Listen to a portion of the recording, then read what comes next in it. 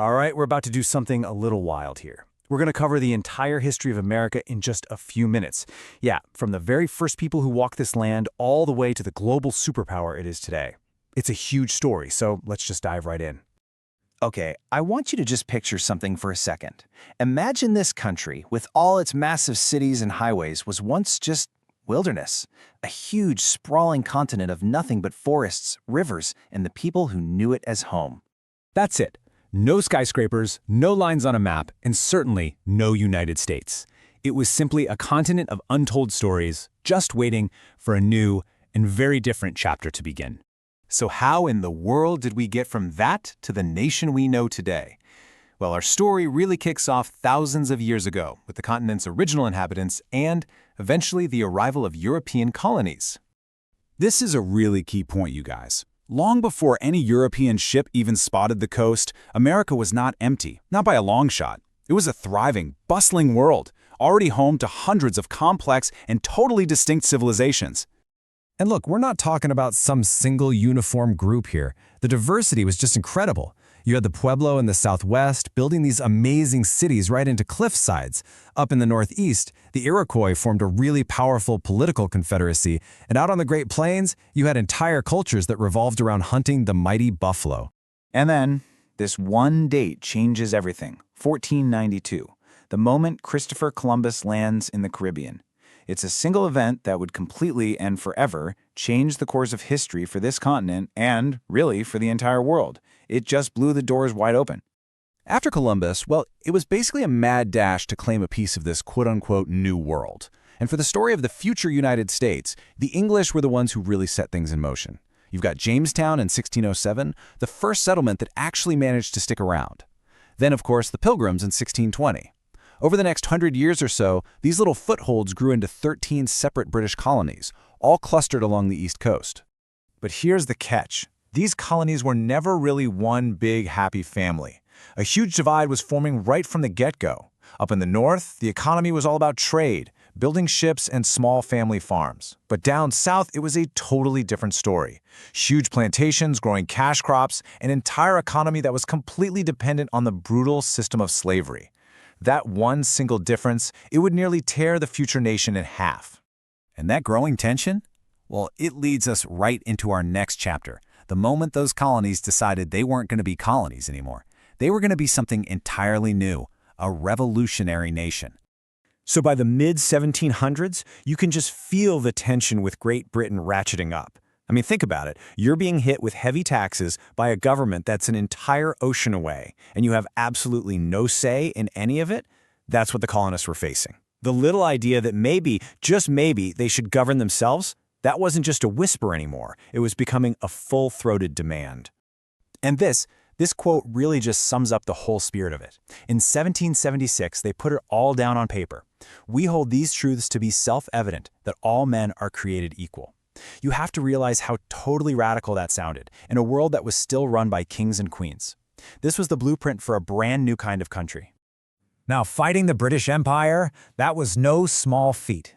It was a long, brutal war. But somehow, against all the odds, the colonists, led by George Washington, pulled it off. In 1783, the war was officially over, and the United States of America was formally recognized as a new nation on the world stage. Okay, so the nation is born, but it had no intention of just staying put along the coast. This really powerful and, frankly, dangerous idea called manifest destiny started to take over. It was this belief that America was chosen, even by God, to stretch from one ocean to the other. And that one idea would fuel a century of relentless and often devastating expansion. And all of that expansion, it perfectly sets the stage for our next act. The 1800s were a century of absolutely explosive growth, but also of a division so deep it would spark a war that would redefine America itself. You remember that crack we talked about? The one that started way back in the colonial days? Well, in 1861, it finally shattered the country. The Civil War began. It was the Union in the North fighting to hold the country together against the Confederacy in the South, which broke away and fought for one main reason: to keep the institution of slavery alive. It took 4 incredibly bloody years. I mean, we're talking brother against brother. But the war did finally end. The Union, led by President Abraham Lincoln, won. The nation was saved from breaking apart, and its deepest, darkest sin, slavery, was at last abolished. But the scars from that conflict, they would last for generations. Okay, so the war is over, and what happens next? America basically hits the gas pedal, hard. Factories start popping up everywhere, powered by amazing new inventions. Cities just explode in size as people flood in from farms and from all over the world.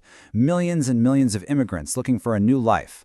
All of this frantic energy transformed the U.S. into an absolute economic powerhouse. And all that economic power, it puts America in the perfect position to dominate the 20th century, what a lot of people started calling the American century. This is the era when the nation really steps onto the world stage as a superpower and has to face all the massive challenges that come with that title. Okay, the 20th century was an absolute whirlwind, so buckle up. America gets dragged into World War I, then it gets slammed by the Great Depression. It somehow pulls itself out of that to become this decisive force in defeating fascism during World War II, only to immediately get locked into a tense, decades-long Cold War with the Soviet Union. It was just one global crisis after another. But right in the middle of all that Cold War craziness, during this intense space race with the Soviets, America did something that just blew everyone's mind. In 1969, a human being, an American, stepped out of a spacecraft and walked on the moon. It was this incredible symbol of what the nation could achieve. So, the Cold War finally thaws, and a totally new world starts to take shape. The internet, which was pioneered right here in America, connects the entire planet in ways no one could have even imagined.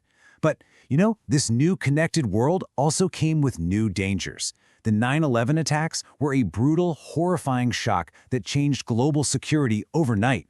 It's really been an era of just unbelievable innovation, but also profound new challenges. I mean, when you really just stop and think about it, the scale of this whole journey is, wow, it's just staggering. From a revolutionary idea whispered in colonial meeting halls to the incredible technology that shapes almost every second of our modern lives. And that kind of gets to the heart of it, doesn't it? This isn't some simple, clean fairy tale. The story of America is messy. It's a story of incredible progress and intense struggle, of terrible conflict and amazing transformation, often all happening at the exact same time.